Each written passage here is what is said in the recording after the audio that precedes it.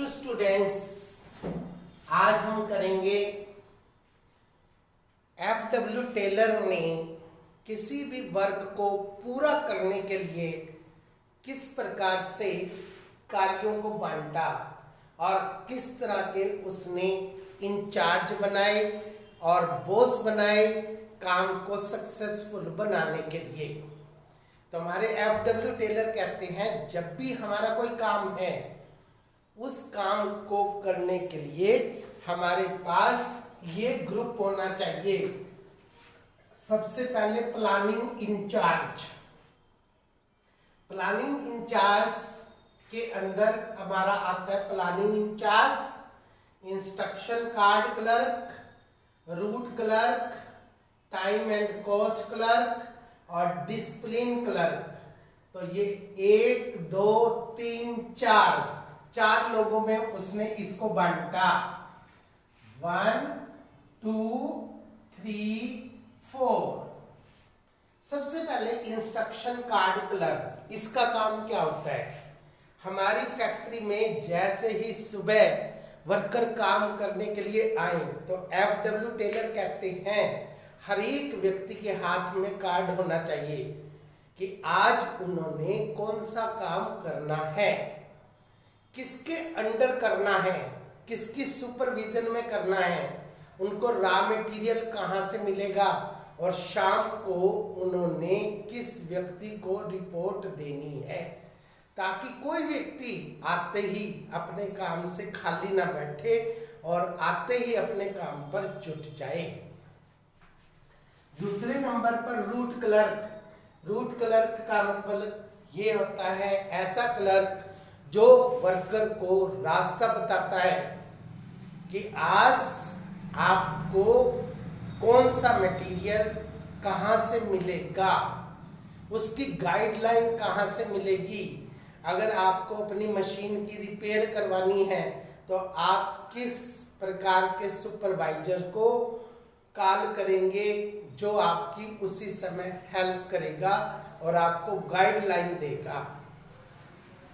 इसके बाद time and cost clerk. इस क्लर्क का काम होता है कि किसी काम को करने में एक वर्कर ने कितना समय लिया और वो काम पूरा होने के बाद, पूरी यूनिट प्रोड्यूस होने के बाद उस यूनिट की कॉस्ट इंस्टीट्यूशन को कितनी पड़ी, उसमें हम यूज करते हैं cost of the raw material, cost of the wages और cost of the overheads expenses. जो भी फैक्ट्री में प्रोडक्शन से संबंधित खर्चे होते हैं उन सबको शामिल करके पर यूनिट कॉस्ट की कैलकुलेशन करता है कि इंस्टीट्यूशन को ये चीज कितने की पड़ी। अगला क्लर्क, अगले क्लर्क का काम होता है डिसिप्लिन क्लर्क। इसका काम है अनुशासन बनाए रखना। इसका मतलब जितने भी लोग काम कर रहे हैं अगर उनमें से कोई व्यक्ति काम नहीं कर रहा, नियमों का उल्लंघन कर रहा है तो उसकी रिपोर्ट को लिखना। जिस प्रकार से आपकी क्लास में हम लोग एक बच्चे को खड़ा कर देते हैं और उसको कहते हैं मॉनिटर, तो वो मॉनिटर वाच करता रहता है कि अगर कोई बच्चा शोर कर रहा है तो उसका नाम टीचर को देना। तो इस क्लर्क का काम है जो भी वर्कर काम नहीं कर रहा उसकी रिपोर्ट आगे सुपरिटेंडेंट और मैनेजर्स को देना।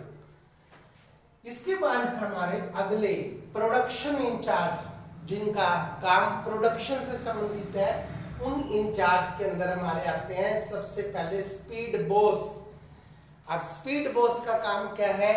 जहां पर आपका काम हो रहा है, जहां पर आपकी वर्कशॉप है, ये हमारा सीनियर व्यक्ति है, ये ऊपर घूमता रहता है और देखता रहता है कि इस प्रोडक्शन को और ज्यादा तेजी से कैसे करवाया जाए जिससे हमारे वर्कर्स की एफिशिएंसी को इंक्रीज किया जाए।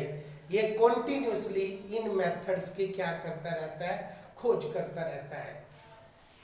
Gang boss. गैंग बॉस का क्या मतलब होता है? जैसे हम क्लास में बच्चों सिलेबस पूरा होने के बाद रिवीजन करवाना चाहते हैं तो हम 10-10 बच्चों के ग्रुप बना देते हैं, भाई आज तुम ये चैप्टर रिवीजन करोगे, और इन 10 बच्चों में से जो सबसे इंटेलिजेंट बच्चा है उसको उस ग्रुप का बॉस बना देते हैं कि तुम्हारे को कोई भी क्वेश्चन करने में प्रॉब्लम आ रही है तो पहले इस बच्चे से पूछे, अगर ये भी नहीं कर पाएगा तो हमसे पूछे। तो इसी तरह से यहाँ पर 10-10 वर्कर के ग्रुप बनाए जाते हैं, 15 वर्कर के ग्रुप बनाए जाते हैं, उनमें से जो सीनियर होता है उसको उनका बॉस बना दिया जाता है। वर्कर्स को कोई काम करने में प्रॉब्लम आती है, सबसे पहले वो इस बॉस से पूछते हैं, अगर ये उनकी प्रॉब्लम को सोल्व नहीं कर पाता है तो सुपरवाइजर से पूछते हैं, अगर वो नहीं कर पाता तो सुपरिटेंडेंट से पूछते हैं। इसके बाद होता है रिपेयर बॉस। इस बॉस का काम है आपका जहां पर भी वर्क चल रहा है वहां पर घूमते रहना, और काम करते करते अगर किसी भी मशीन में रुकावट आ जाती है, काम करते करते वो मशीन रुक जाती है, तो आप तुरंत इस व्यक्ति को बुलाइए और अपनी मशीन को प्रोसेस में लाकर अपना प्रोडक्शन दोबारा से स्टार्ट कीजिए। अगला होता है इंस्पेक्टर।